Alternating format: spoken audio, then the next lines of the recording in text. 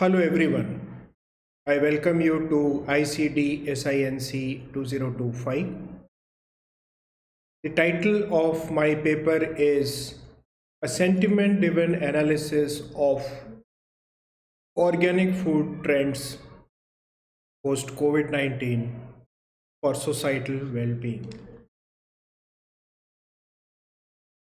Today, I would like to outline my presentation under the following heading, starting with introduction as to why this study was important, followed by literature survey which shows few papers published on this topic.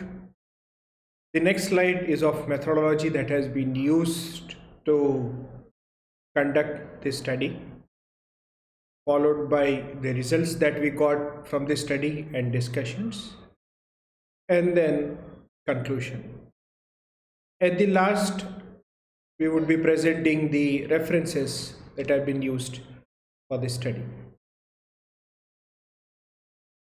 One may note that there is an increased awareness on health and even sustainability globally.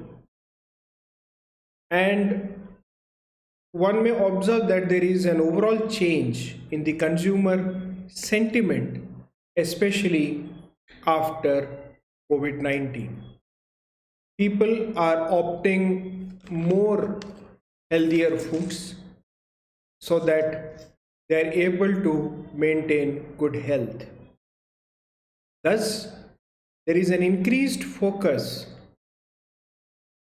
on organic food.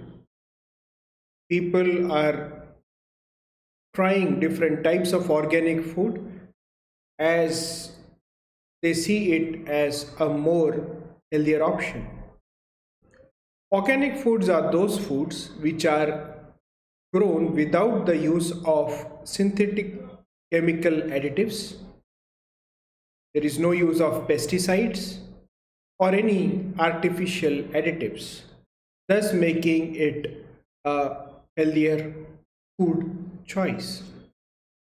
Thus, it became important for researchers to understand the study of sentiment and its shift before COVID and after COVID. Many researchers have used natural language processing as a tool to extract data from social media. Several studies, as you will see in the next slides, have used social media like Facebook, Twitter, YouTube to take data. And sentiment analysis was thus carried out. Thus, if one combines existing literature, published literature, with the sentiment analysis of the real-time data that we get from social media, and use the techniques of predictive analytics, it shall help understand the shift in the consumer sentiment, which of course would become more important for policymakers, businesses, marketeers, consumers of organic foods, and even producers of organic foods to take data-based decisions. Some of the literature survey that was done on this aspect have been highlighted here. Vargas and Meza and Yamanka in 2020 examined the sentiments of organic food consumed by consumers by studying around 923 YouTube videos. They studied webometric framing, sentiment, and semantic analysis. In some other study,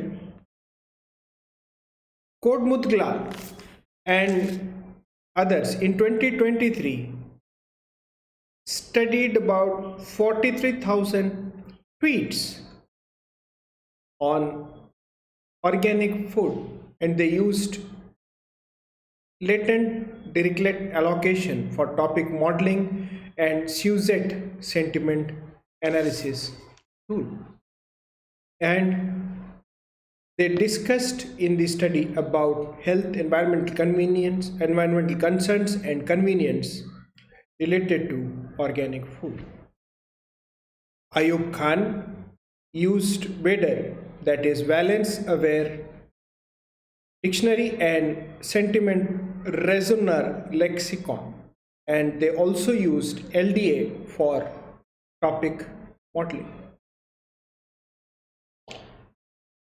Additionally, the study was conducted on Swedish consumers by analyzing the comments posted on Facebook and YouTube, and they studied about 4,500 comments.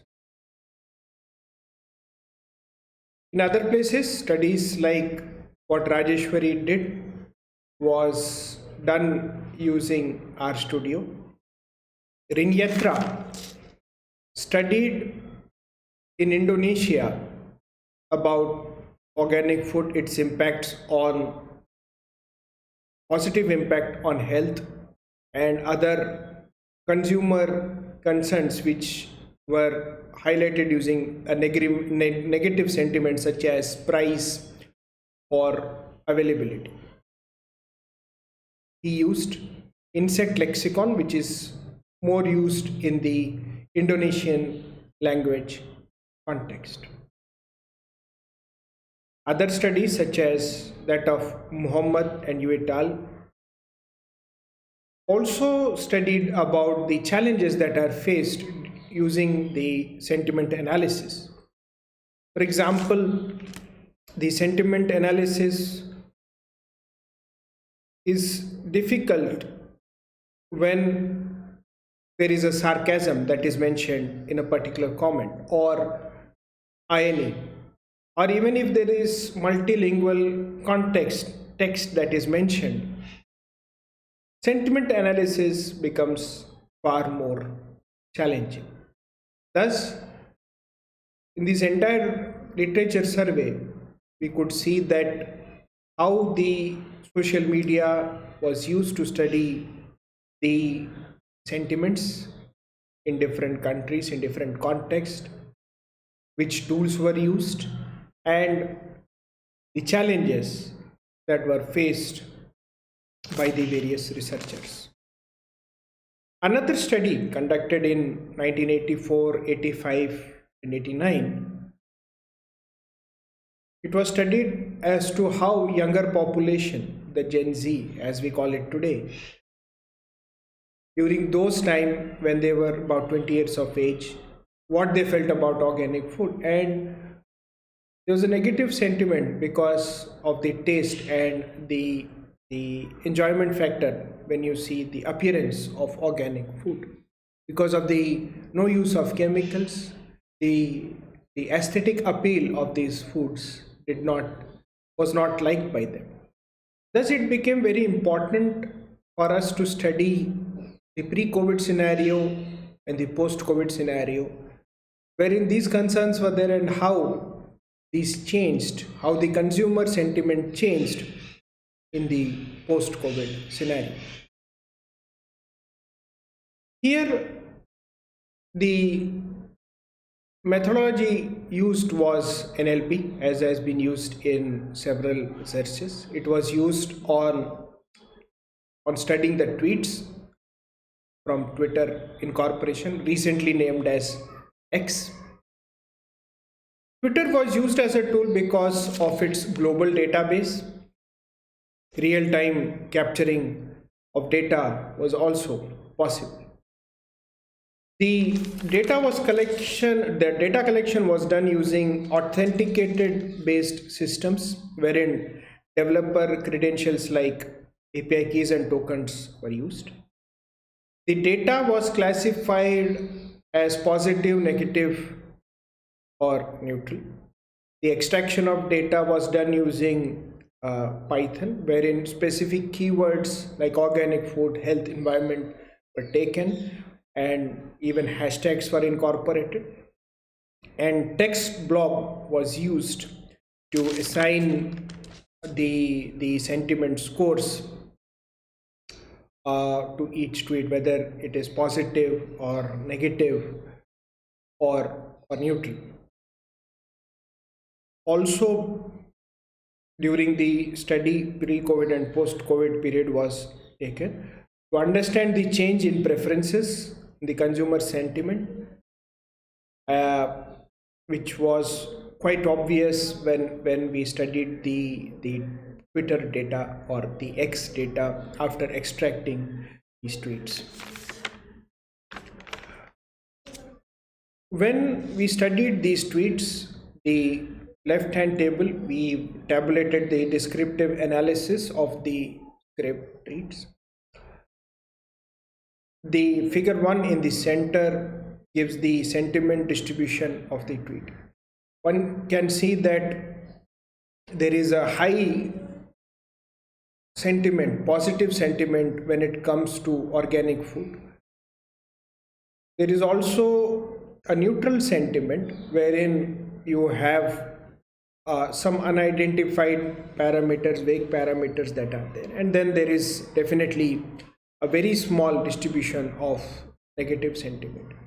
The figure 2 shows a polarity of the tweets wherein from 0 to 0.2 neutral score was assigned,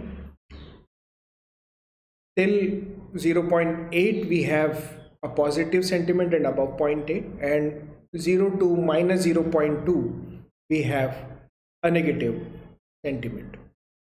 The findings suggest that overall there is a positive sentiment when it comes to health, environmental concerns. Even people are finding it that organic foods are more nutritious than the conventional alternatives. The negative sentiments like price or availability are there, which are less. So this study basically contributes to a larger objective of policymakers who want to understand what sort of food should be grown in a particular country, for marketeers to understand what is that the consumer sentiment is there and what should they do, for the organic food producers as to what things they should be taking care of. Like for example, the negative sentiment was there because the organic consumers thought that food was highly priced and there was local availability issue. Thus, if one comes to know about these sentiments, then it becomes very easy for producers and marketeers to resolve these issues. However, I would like to also state that sentiment analysis itself was dependent on text blob and use of weather, and as highlighted earlier in the study, it's very difficult to identify traces like sarcasm or irony or even reference to any cultural contexts, and also it becomes very difficult to do sentiment analysis when multilingual texts are used. Thus, possibly in future studies, if one can employ BRT based studies, then this becomes very important. And with this, I would like to conclude my entire study. Thank you so much. And these are the list of references that have been used for sentiment analysis, organic food research, and other studies. Thank you so much. I'm open to any queries that one may have now. Thank you.